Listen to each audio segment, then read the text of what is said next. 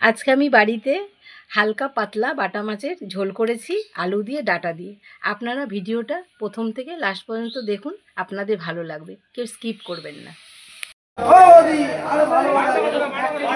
মাছ বাজার এসে পড়েছি, কি মাছ নেব দেখি।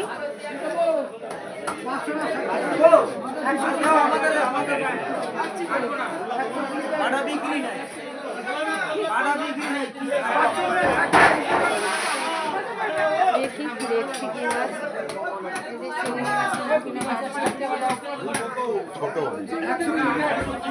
মাছ বাজার।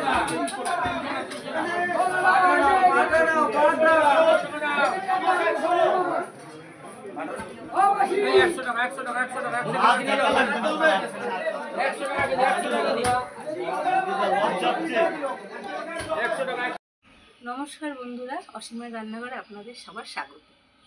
কালকে পয়লা বৈশাখ গেছে, অনেকেই রিচ খাবার খেয়েছে, মাংস টাংস খেয়েছে। এই জন্য আজকে আমি ভাবলাম একটা হালকা পাতলা মাছের ঝোল আপনাদের সঙ্গে শেয়ার করব। আজকে আমি বাটা মাছের ঝোল করব ডাঁটা দিয়ে আলু দিয়ে। আমি তার জন্য কী কী নিয়ে নিয়েছি আপনাদের একবার দেখিয়ে দিই। এই যে বাটা মাছ নিয়ে নিয়েছি, দেখুন আমি কিন্তু বড় বাটা মাছ নিয়ে এসেছি বাজার থেকে। এই যে বাটা মাছ নিয়ে নিয়েছি, এখানে আলু লম্বা লম্বা করে কেটে নিয়েছি, ডাঁটা নিয়েছি, আর এখানে ধনেপাতা নিয়েছি, আমি লাস্টে নামানোর আগে দেব। ধনেপাতাগুলো শুকিয়ে গেছে, এত গরম পড়েছে, শুকিয়ে গেছে। আর মশলা নিয়ে নেব, এখানে নুন নিয়েছি, জিরে বাটা দেব, আর এখানে লাল শুকনো লঙ্কা নিয়েছি আর কাঁচা লঙ্কা নিয়েছি, আমি দুটো মিশিয়ে একসাথে বাটবো। আর এখানে আদা নিয়েছি, হলুদ, তেল, মিষ্টি একটু দেবো, কারণ আমি ডাঁটা দিচ্ছি দেখে একটু চিনি দিয়ে দেবো। তাহলে আপনারা দেখতে থাকুন মাছের ঝোলটা আমি কীভাবে করি, আপনাদের ভালো লাগে। এই যে বন্ধুরা, আমি উনানটা ধরিয়ে দিয়েছিলাম, আমি এই জন্য কড়াইটা বসিয়ে দিয়েছি। এবার আমি মাছের মধ্যে, আমি কিন্তু মাছ ভালো করে ধুয়ে কেটে ভালো করে নিয়ে এসেছি, এবার এর মধ্যে আমি নুন হলুদ মাখিয়ে দেবো। এই যে নুন, হলুদ আমি এবার ভালো করে মাখিয়ে নেব। বাটা মাছ বড়ও থাকে ছোটও থাকে, আজকে আমি বড় পেয়েছি তাই বড়টাই নিয়ে এসেছি। এবার আমি তেলটা দিয়ে দেবো কড়াইতে।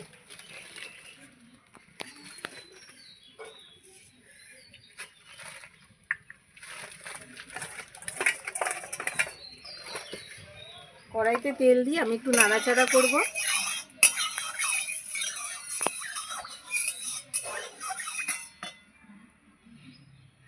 এই যে নাড়াচাড়া করে নিয়েছি, তেলও গরম হয়ে গেছে, আমি এবার মাছগুলোকে দিয়ে দেবো এক এক করে।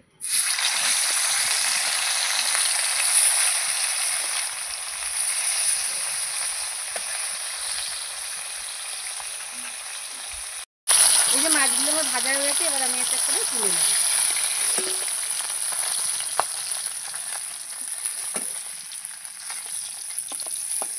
এই যে মাছ ভাজা হয়ে গেছে,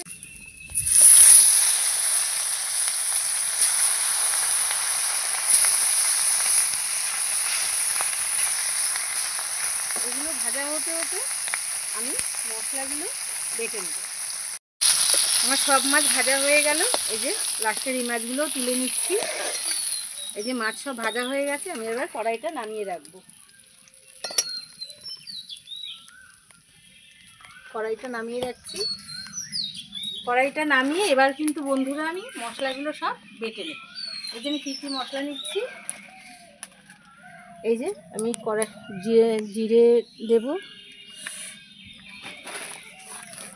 আর এই যে শুকনো লঙ্কা দেবো 4টে, আর কাঁচা লঙ্কা দেবো 4টে,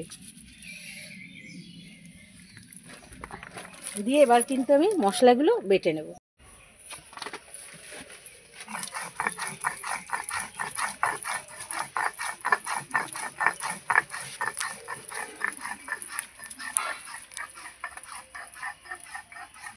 এই যে মশলা বেটে নিয়ে চলে এসেছি, কড়াইও আমার গরম হয়ে গেছে, এবার আমি কড়াইতে তেল দেব।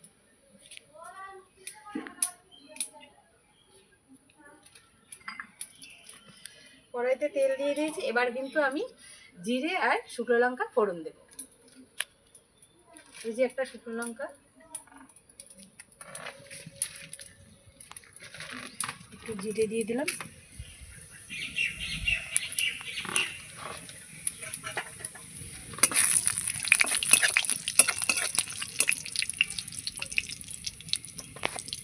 যে আমার ফোড়ন হয়ে গেছে, এর মধ্যে আমি আলু দিয়ে দেবো।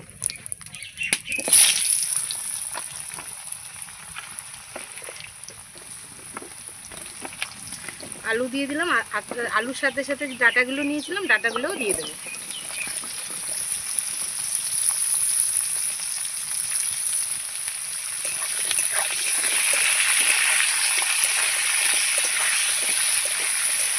ভালো করে একটু নেড়ে চেড়ে নেবো, এর মধ্যে একটু নুন দিয়ে দেবো।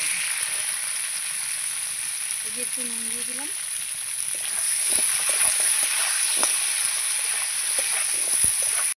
এই যে আমি নাড়াচাড়া করছি, করে এবারে আমি একটু ঢেকে দেবো।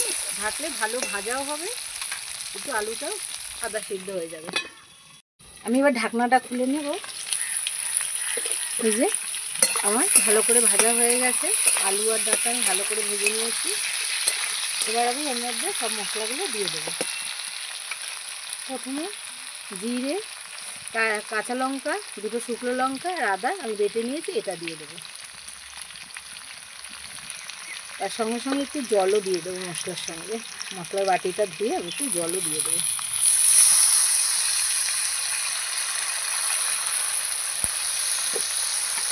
এবার এর মধ্যে দেবো হলুদ,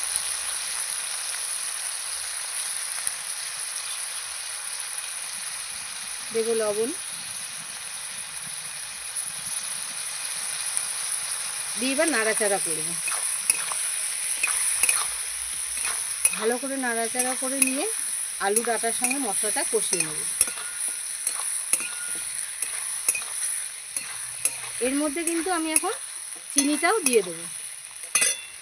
এই যে চিনিটা কিন্তু অপশান, আপনারা দিতেও পারেন নাও দিতে পারেন। আমি একটু ডাঁটা আলুর তরকারিতে ডাঁটা থাকে বলে আমি একটু চিনি দিই, স্বাদও হয়, রঙটাও সুন্দর আসে, এইটুকুনি দেবো।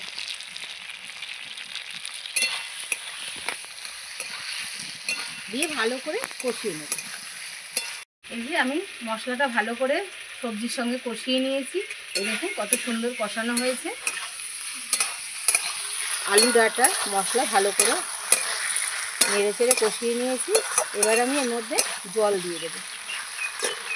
আমি যে মশলাটা বেটেছিলাম, এই যে গামলায় আমি মশলা ধোয়ার জলটা রেখেছিলাম, এটা দেব। আর একটু জল দিয়ে দেবো। এই যে জল দিয়ে ভালো করে নাড়াচাড়া করে আমি এবার এটাকে ঢেকে দেবো। ঢেকে দিয়ে ফুটতে দেবো।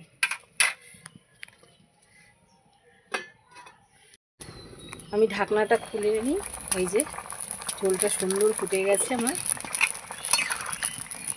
এবার আমি মাছগুলো দিয়ে দেবো।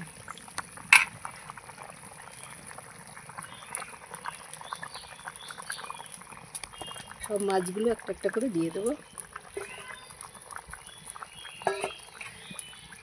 মাছগুলো দিয়ে আমি কিন্তু আবার ফুটতে দেবো ঝোলটা। এবার ঢাকা দিয়ে দেবো।